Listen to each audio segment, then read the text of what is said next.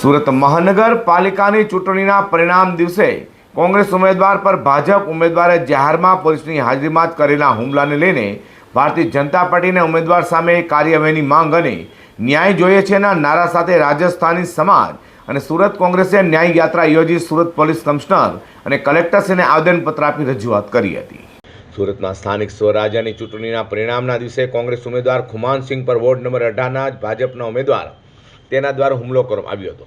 ભાજપના ઉમેદવાર અને કાર્યકર્તાઓ દ્વારા કોંગ્રેસ ઉમેદવાર પર કરેલા હુમલાને લઈને કોંગ્રેસી અને ખુમાનસિંહના સમાજના લોકોમાં રોષ ફાટી નીકળ્યો છે અને આરોપી ભાજપના ઉમેદવાર દિનેશ પુરોહિત તથા કાર્યકર્તાઓ સામે કાર્યવાહીની માંગ સાથે રાજસ્થાની સમાજ અને સુરત કોંગ્રેસ દ્વારા ન્યાય યાત્રાનું આયોજન કરાયું હતું, જેમાં ભાજપના ઉમેદવાર દિનેશ પુરોહિત અને ભાજપના કાર્યકર્તાઓના વિરોધમાં પ્રદર્શન કરી રેલી આખરે રાજસ્થાની સમાજ સાથે કોંગ્રેસી સુરત પોલીસ કમિશનર અને કલેક્ટર કચેરી પહોંચી ન્યાય જોઈએ છેના નારા લગાવી આવેદનપત્ર આપી રજૂઆત કરી છે।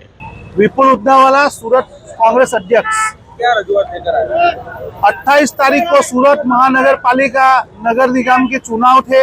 उस चुनाव का परिणाम था, वहाँ पे गिनती हो रही थी। उस दरमियान हमारे प्रत्याशी श्री खुमानसिंह को ऊपर शारीरिक हमला किया गया। भाजपा के गुंडे और वहाँ के प्रत्याशियों ने उनके ऊपर हमला किया। पूरा प्रशासन, पुलिस प्रशासन, चुनाव आयोग के अधिकारी सब वहाँ पे हाजिर थे। उनके सामने हमला किया गया और जिस तरह उन लोगों ने अपने हाथ में, पूरे चुनाव पंच को अपने हाथ में रखा है, पूरे प्रशासन को हाथ में रखा है और किसी भी चुनाव लड़ने वाले के ऊपर हमला कर सकते हैं, वो उसने उसे चेतावनी दी।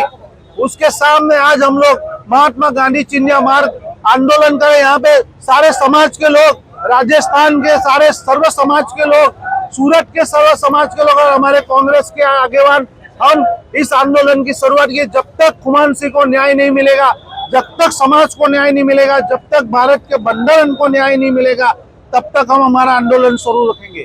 तो बीजी तरफ कांग्रेस उम्मीदवार पर थયેલા હુમલા લઈને હાલ પોલીસ દ્વારા સમગ્ર મામલે તપાસ કરી રહી હોવાનું પણ જણાવાયું હતું। જો કે વિડીયોમાં સરેઆમ ભાજપ ઉમેદવારનો હુમલો દેખાતો હોય જેને લઈને રાજકીય માહોલ ગરમાયો છે।